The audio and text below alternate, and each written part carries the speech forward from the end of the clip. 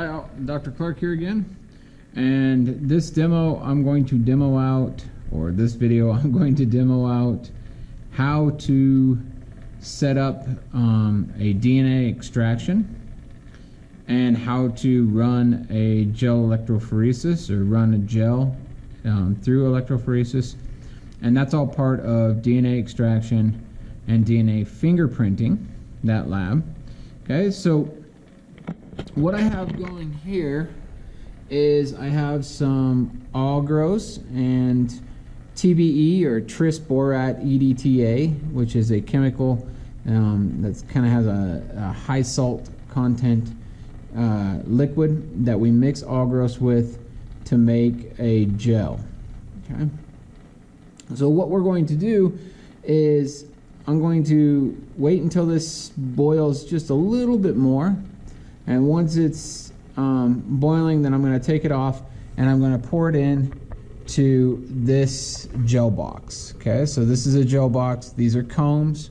Okay, and these combs are going to make wells. Okay, so that's enough boiling. These combs are going to make wells in the Algros and in the gel, and that's going to allow us to put DNA into individual wells, and then we're going to stick this gel into a box, another box, and we're going to run an electrical current, and this is how electrophoresis works. We're going to run an electrical current through the system, and it's going to move the DNA through the gel and separate the DNA based on the size of the strands of DNA. Okay, and so we've talked about this before. Remember, DNA is just base pairs, or adenine, thymine, guanine, and cytosine paired together. Okay. And so when we say you have a certain band of DNA, what we're talking about, or a certain size band, maybe we're talking about 600 BP or 600 base pair. That's how big that chunk of DNA is. That's how big that band of DNA is. And so you're going to see that when I run this out, I'm going to analyze some DNA. I'm going to talk about a kind of a crime scene here in a little bit, and I'm going to analyze some DNA. We're going to look at it under a black light so you can get an idea of the banding pattern, so you can decide what individual committed the crime. So this is the case for lots of different things. You can do this with, paternity tests are done similar to this. Crime labs are done this way, etc. Most of you probably seen some of this information on, like, crime shows, or those kind of things, CSI stuff. Before we get into that DNA analysis, we need to get some DNA, and I'm going to show you how to extract DNA here shortly. Right now I'm just pouring this in to make the gel. So pour that in, and then it will solidify probably in 20 minutes or so. So we're going to just let that sit, and it'll become solid state, and then I'll show you what the gel looks like after that. Okay, so what I'm interested in now is a method to extract DNA. And individuals early on who were studying DNA or didn't know anything about DNA, such as Darwin and Mendel and other individuals, pioneers of biology, they would be, super interested in a technique as easy as it is currently for us to extract DNA. And they had all the equipment, they had all the means, they just didn't have the knowledge, the technique to do this. So I'm going to show it to you today. This is one of those techniques that you can do at home. And for those of you who are taking this virtually, or for those of you who I instruct to do this lab at home, it's a pretty simple technique. You can have fun with it if you have kids or You know, maybe you got a husband, wife, boyfriend, girlfriend, etc. Sorry.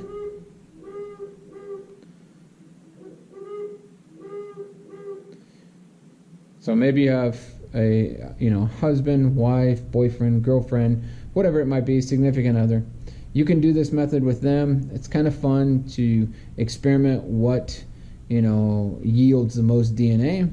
And today we're going to use just frozen strawberries. You know, you can use fresh strawberries. They work a little better than frozen. But you can use pretty much any fruit that you want.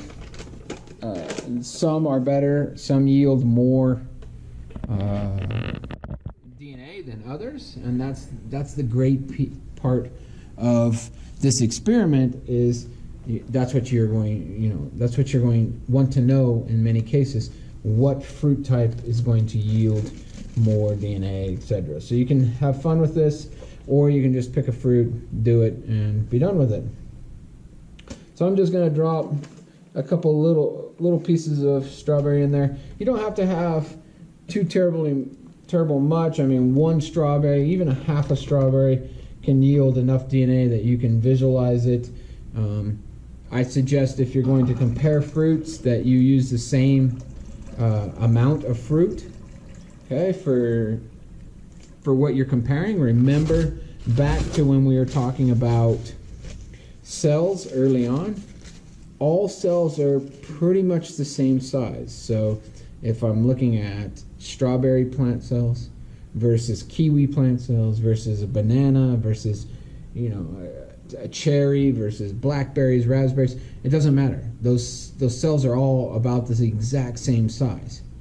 So if you use the same amount of fruit for those differing fruit types, okay, then you should have roughly the same amount of cells. Okay?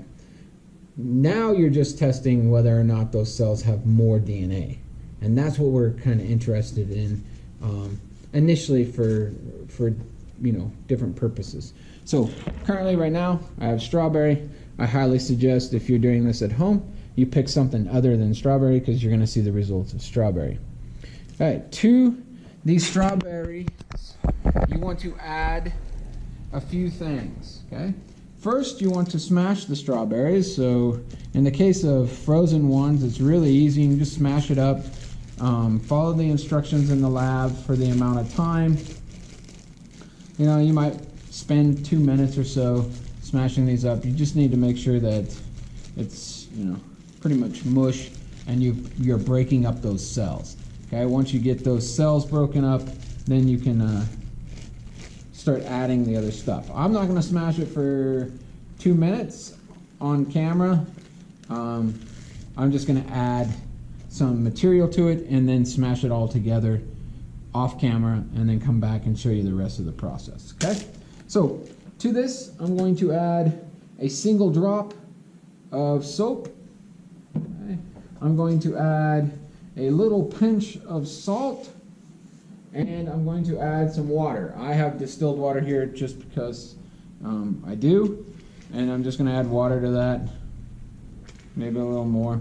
Okay. And that's all there is to extracting DNA. So you have salt, soap, okay, and water, and then you can smash it up again. Okay, so I'm going to spend roughly 5 minutes smashing this up, getting it pulverized, and then I'll come back and show you the final steps. Well, I'm back.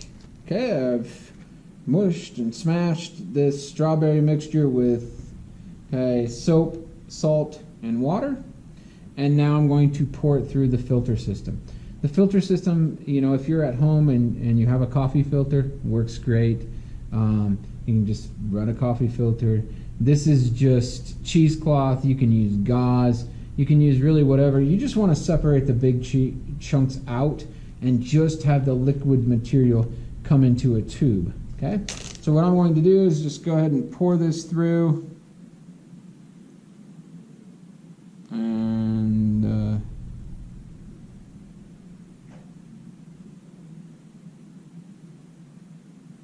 The liquid should be collecting in the bottom.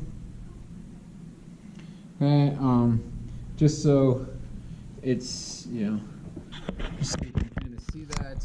The liquid's just going through the filter, not a big deal, it's pretty simple. I'm going to wait until I get, a couple centimeters of liquid in there, and then I'll just call it quits. So I'm going to turn it off again and come back when there's enough liquid for me to visualize and show you the extraction of DNA. Well, I'm back, and we now have enough solution that we can analyze whether or not we successfully extracted DNA. Okay. So this is just liquid. Again, to the original strawberries I added a little bit of soap. Okay. Don't use antibacterial soap. Sometimes those properties don't do as well. So just regular shampoo or dish soap, something that cuts through lipids, fats. Okay. Added a little bit of salt and added some water. Now to this, I'm going to add some alcohol. So the key component is, it doesn't really matter what alcohol it is, but it needs to be above 70–75% to work well. So this is 91% isopropyl alcohol. You can buy that, at pretty much anywhere, fairly cheap. And I'm just going to take some of this and I'm going to drip it down the sides of the container. Now,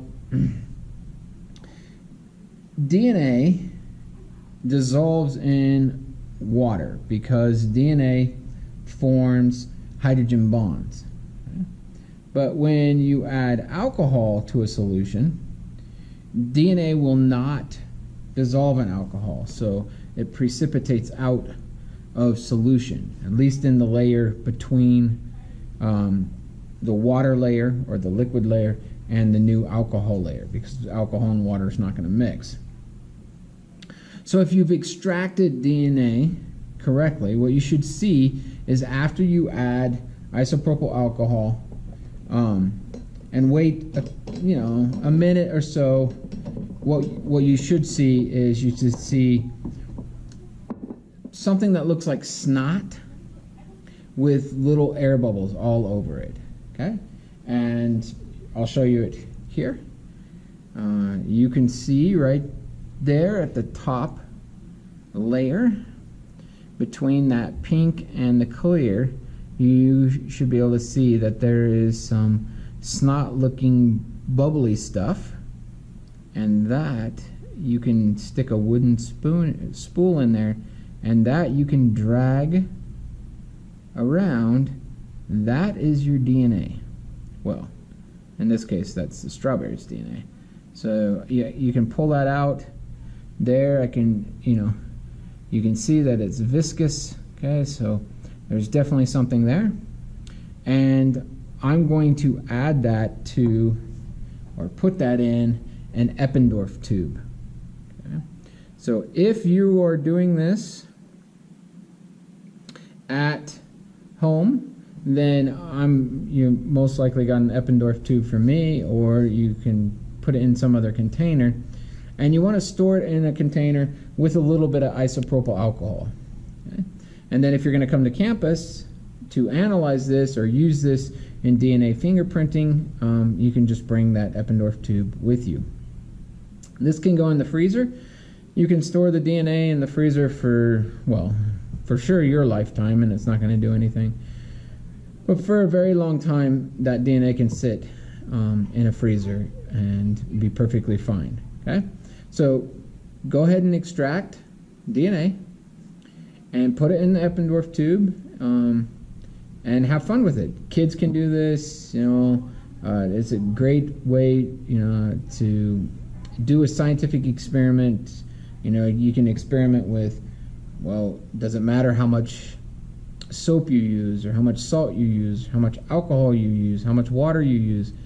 Does it matter what fruit type it is, how long you mash the fruit? All these kind of things can be manipulated.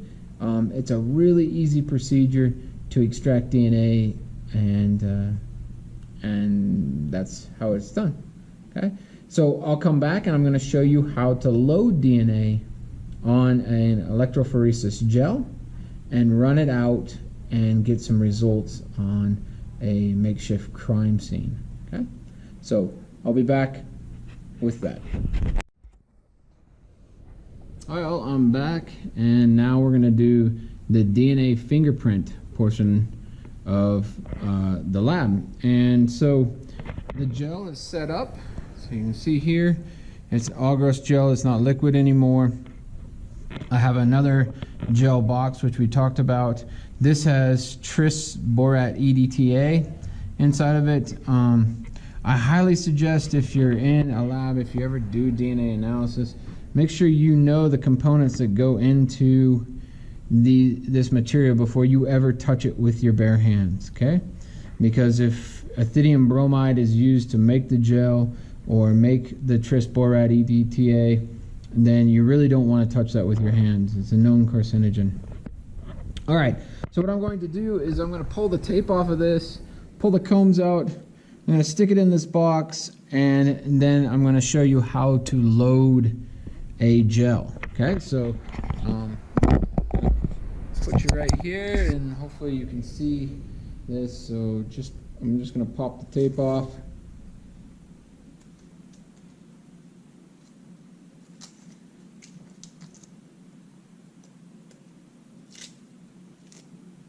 Okay. Insert this into the gel box.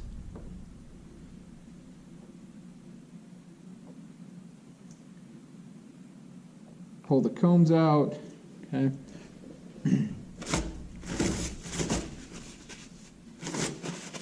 And now I'm going to show you what it looks like from above the gel. So you can see, hopefully you can see these wells, these indentations that are made in the gel. That's where the DNA is going to be injected. Okay. And we're going to use what is called an automated pipette. So on this pipette, you can dial in how much material you want to add to each well. Now these wells typically will hold roughly 10 microliters. I only have about 5 microliters of DNA in each tube, so that's what I'm going to use. 5 microliters. I'm going to inject it in, and I'll talk about the order, and then I'm going to run it an electrical current through it, and we're going to see what the results are. Okay? When dealing with DNA, often if you're going to be doing this and you want results that are accurate, you of course want to glove up. You'd want to do this in a sterile environment. In this case, I already know what the results are going to look like. I've done this a lot of times, and so I'm not too worried about it. Okay, this is a pipette tip, and this is a sterile tip box. So you want to put the tip on, put the lid back on the box so it remains as sterile as possible, and then you're going to inject the material, the first material. So in this case, I'm going to inject evidence 1. Okay, so this is a crime scene, so this is like the blood that was found at a crime scene. Okay. And so to work an automated pipette, you want to push the plunger down to the first stop. Okay.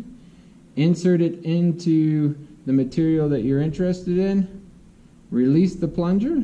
It will take up, in this case, 5 microliters. Okay. And then I want to go into the very first well. I'm going to inject it into the first well, push it all the way down, hold it down until you come out of the solution, then you can release the plunger. Okay.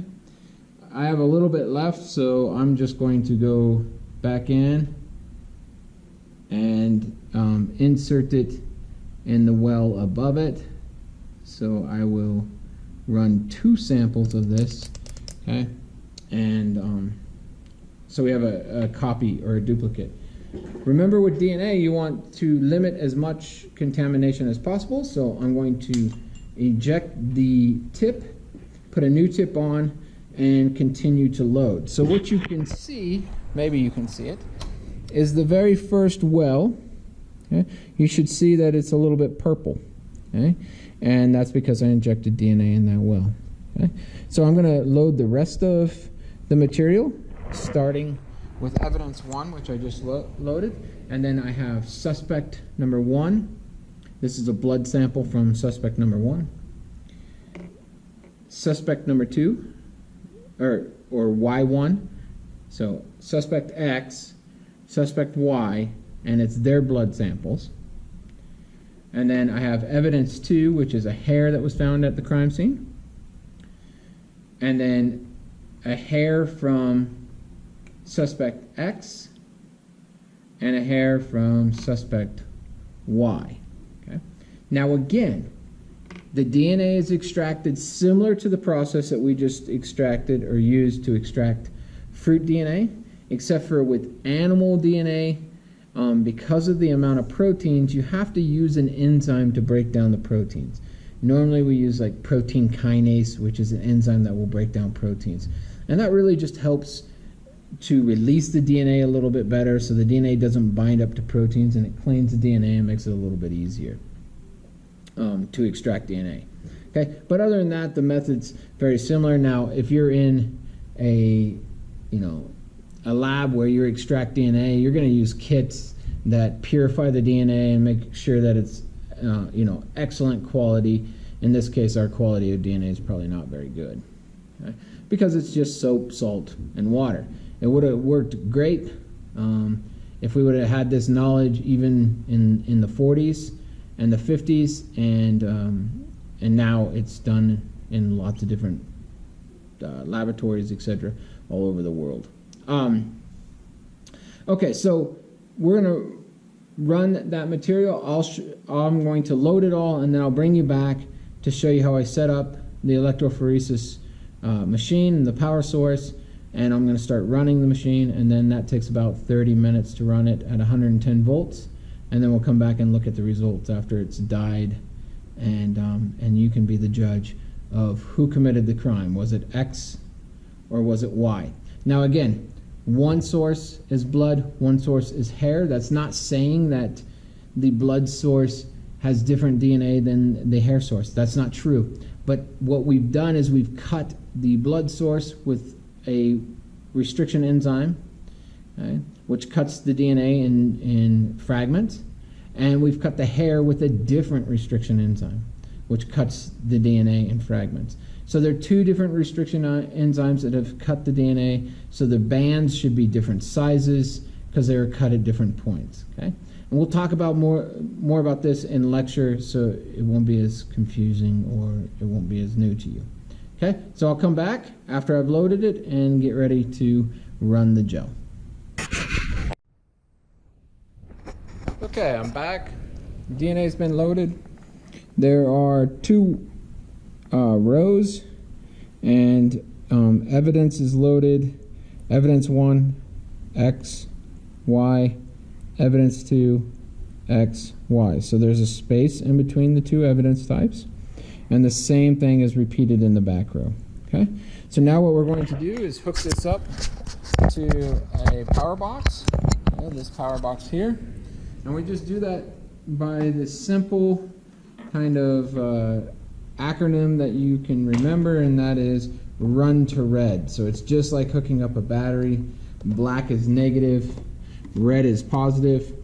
DNA is negatively charged, slightly at least, negatively charged, and we're running it through a gel, going from the negative side to the positive side. So it should migrate through the gel. So I'm going to turn this on. I have it at 120 volts. That's fine, and I'm just going to start. Oh, sorry about that. For some reason, I have a blown fuse on the box that I was using, so now I have it rigged up. I'm going to turn it on, run this about 110 volts. Maybe you can see that, maybe you can't. One way to guarantee that it's running, and so we do something called run to red and black to red. and you can see the bubbles coming off that wire right there. That means the current is running through and the DNA should progress through the gel. Okay, about 30 minutes, I'll bring you back and show you the results of our DNA fingerprint. Okay. Hi all. You can tell that this is really dark. You might not even be able to see me. I'll try to stand in the light. The reason why it's dark in here is because I have the gel, the electrophoresis gel, on a light bar. And so I dyed it with ethidium bromide, which sticks to DNA. And under UV light, ethidium bromide will reflect kind of a pinkish reddish color. And so you can see the individual bands. So I'm going to show you that now. And then if you're doing this lab for credit, you can read the DNA. You can find out who was the guilty party, and you can answer the questions. If you're not and you're just examining this and you're going to come to campus, then we'll explain it when you get to campus. Okay? So I'm just going to let you check this out real quick.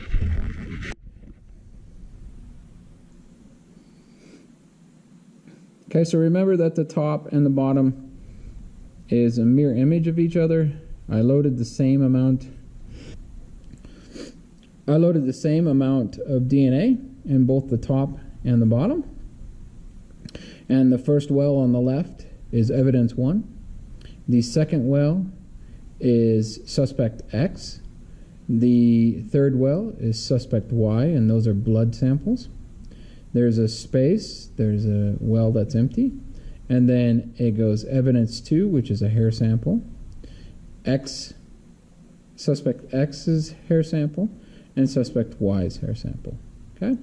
So you should be able to answer the questions if that's what you need. Otherwise, this just gives you a preview of kind of how to read an electrophoresis gel or do some DNA fingerprinting. Okay, next we'll bring you another lab.